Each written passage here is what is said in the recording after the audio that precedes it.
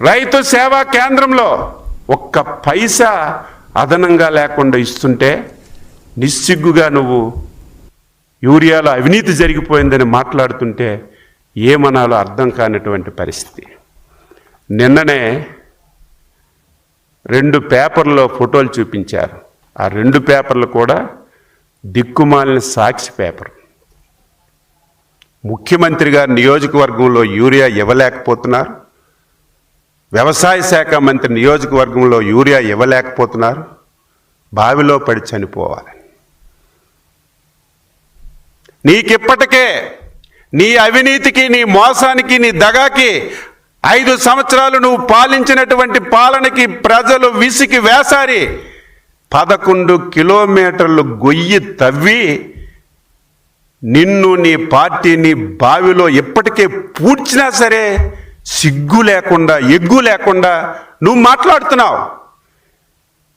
వేరే పేపర్లో చూపించి మాట్లాడితే ఒక అర్థం ఉంటుంది. నీ పాంప్లెట్లో నువ్వే తప్పుడు ఫోటోలు తీయించి, తప్పుడు సమాచారం రాసి ఈరోజు నువ్వు మాట్లాడుతుంటే నవ్వుకుంటున్నారు. నిన్న గుడిపల్లె నేను కలెక్టర్తో మాట్లాడాను, ఛాలెంజ్ చేస్తున్నాం, ఆ ఊరు వెళ్దాం. 666 బస్తాలు ఆ గ్రామానికి ఇచ్చారు. మొదటి రోజు సర్వర్ పని చేయకపోతే రెండో రోజు రమ్మని చెప్తే రెండో రోజు వచ్చారు. 400 మంది వచ్చారు. 15 నిమిషాల్లో లైన్లో ఉండి గుడిపల్లిలో ఎరువులు తీసుకుంటే నీ దిక్కుమాలిన పేపర్లో ఫోటో వేసి చంద్రబాబు నాయుడు గారు ముఖ్యమంత్రి గారు నియోజకవర్గంలో ఎరువులు దొరకలేదని నిస్సిగ్గుగా మాట్లాడుతుంటే ఏం ఆన్సర్ చేయాలి, ఏం మాట్లాడాలి? బాధ, ఆవేదన కలుగుతుంది. ప్రజలు అర్థం చేసుకోవాలి. సమస్య కొంత వచ్చింది, చెప్పాను కారణాల వల్ల. ఈ సమస్యను అధిగమించడానికి అన్ని ప్రయత్నం ఇప్పుడు స్ట్రీమ్ లైన్ అయింది, ఎక్కడా ఇబ్బందులు లేవు. అయినా సరే ప్రతిరోజు పేపర్లో, టీవీల్లో ఇదే పని. పద గుడిపల్లి వెళ్దాం, రైతులకు అడుగుదాం ఎన్ని గంటలు లైన్లో ఉన్నారు, ఎవరికి ఎరువు అందలేదు. దీన్ని నిన్న చూపించి పెద్దనకుండా, గౌరవం లేకుండా ఇష్టం వచ్చినట్టుగా మేము మాట్లాడలేమా? మాకు నోరు లేదా? మాకు డైలాగులు రావా? కానీ విఘ్నత, వినయం మాలో ఉంది. అందుకే మేము మాట్లాడలేకపోతున్నాం. కానీ ప్రజలకు చెప్పవలసినటువంటి బాధ్యత. ఈరోజు నా నియోజకవర్గం టెక్కలి. టెక్కల్లో అచ్చెన్నాయుడు నియోజకవర్గంలో క్యూ ఎరువుల గురించి. పిచ్చోడా, ఎరువులు లేకపోతే ఎవడైనా క్యూలో ఉంటాడా? ఎరువులు లేకుండా క్యూలో ఎవడైనా ఉంటాడా? ఎరువు ఉంటే క్యూలో ఉండి ఎరువు తీసుకుంటాడు. ఆ రోజు టెక్కల్లో ఎప్పుడు ఈ ప్రయత్నం ఏ ప్రభుత్వం చేయలేదు.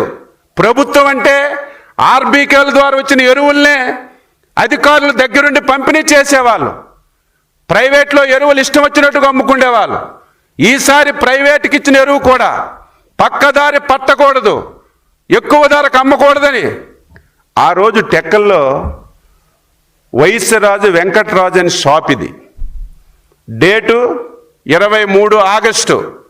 23 ఆగస్టు నువ్వేదైతే ఫోటో తీసావో వైశ్యరాజు వెంకటరాజు షాప్ ఇది. ఈ షాపు దగ్గరికి మా ఆర్డీఓ, మా ఏఓ అందరూ దగ్గరుండి రైతులకి అందరికీ క్యూలో పెట్టి 300 రూపాయల కంటే ఒక పైసా ఎక్కువ అమ్మకుండా 15 నిమిషాల్లో ఇవన్నీ ఎరువులు ఇప్పిస్తే వెంటనే వెళ్ళి ఫోటో. అప్పటికి ఆర్డీఓ అడిగారు, ఎందుకు ఫోటో తీస్తున్నావు, ఇక్కడ ఏం సమస్య ఉంది అంటే పరిగెత్తి పారిపోయి ఫోటో తీసేస్తే అచ్చెన్నాయుడు నియోజకవర్గంలో క్యూలో ఉన్నారని నిస్సిగ్గుగా మాట్లాడుతుంటే నీ దిక్కుమాలిన పేపర్లో వేసి ఏం సమాధానం చెప్పాలని చెప్పి అడుగుతున్నా. ఎప్పటికైనా సరే